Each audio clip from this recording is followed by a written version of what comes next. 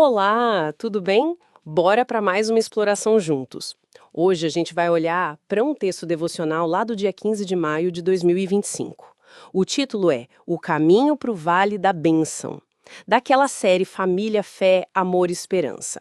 A ideia é investigar mesmo a mensagem principal que está ali. Sobre fé, sabe? Sobre louvor mesmo na hora do aperto. E o texto se baseia lá em 2 Crônicas, capítulo 20, versículos 25 e 26. O ponto central é essa imagem, né? Josafá e seu povo foram recolher os despojos. No 4º dia, reuniram-se no Vale da Bênção, onde louvaram o Senhor. É uma festa depois de uma tensão enorme. Ok, então vamos desempacotar isso um pouco. A história começa com o rei Josafá, lá de Judá, de cara com problemão. Tipo, uma aliança de exércitos enormes vindo pra cima deles. Parecia o fim, né? E aí vem a parte que, pra mim, é surpreendente. A reação do Josafá. Foi totalmente, Inesperada, do ponto de vista militar. em vez de só focar nas armas, na estratégia de guerra, ele chama o povo todo pra orar, pra jejuar e, o mais doido, ele coloca um coral na frente do exército, para louvar a Deus antes mesmo da batalha começar. Que tipo de fé é essa? Fascinante, né? Porque o resultado, bom, desafia qualquer lógica humana de guerra. Quando eles chegam lá no campo de batalha, o que eles encontram? Os inimigos já derrotados. Aparentemente rolou uma confusão interna lá entre eles, se atacaram uns aos outros. O povo de Israel nem precisou levantar a espada. Uau, incrível! E a lição principal que o devocional puxa disso é exatamente essa, né? Que muitas das nossas vitórias, elas não vêm da nossa força, da nossa inteligência ou estratégia, mas sim da fé e da adoração. E esse louvor antes de ver a solução, nossa, isso é forte. É um ato de confiança pura, baseado em quem Deus é e não no tamanho do problema que está na frente, sabe? É quase como dizer, Deus, a gente confia mesmo sem ver. Sim, e isso me conecta direto com aquela oração do Josafá que o texto também destaca, né? Quando ele diz: "Não sabemos o que fazer, mas os nossos olhos estão postos em ti." Essa honestidade toda, sabe? Admitir não sei, não tenho controle. Parece que é aí que a coisa vira. Essa vulnerabilidade abre espaço para o divino agir. Exatamente.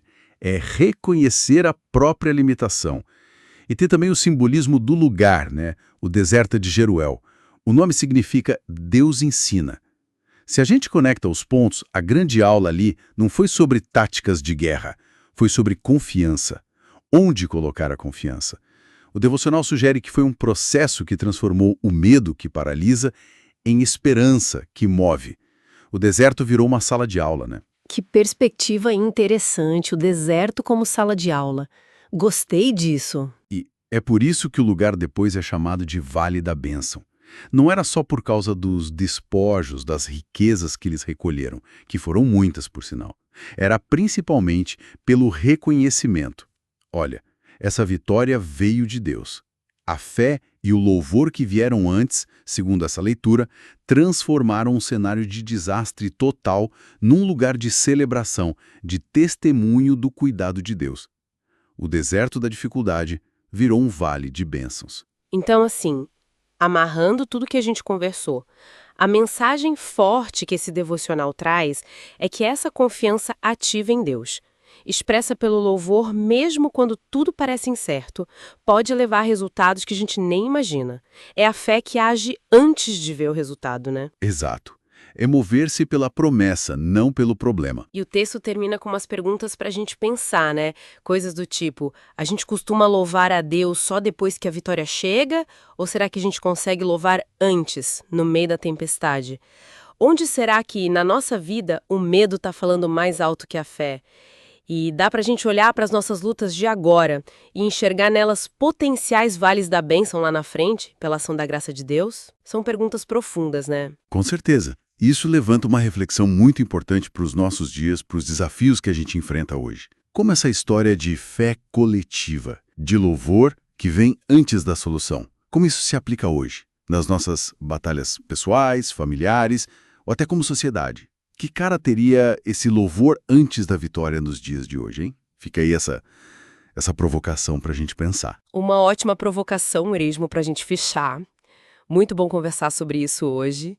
E valeu pela companhia de quem nos ouviu nessa análise do Caminho para o Vale da Bênção. A gente se encontra na próxima.